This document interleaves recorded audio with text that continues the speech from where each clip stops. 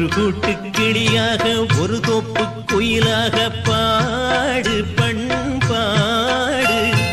இறை தேடப் பறந்தாலும் திசை மாறித் திரிந்தாலும் கூடு ஒரு கூடு.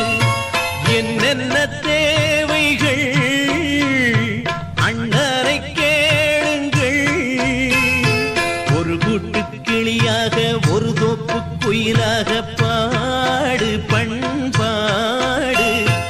இறை தேடப் பறந்தாலும் திசை மாறித் தெரிந்தாலும் கூடு ஒரு கூடு.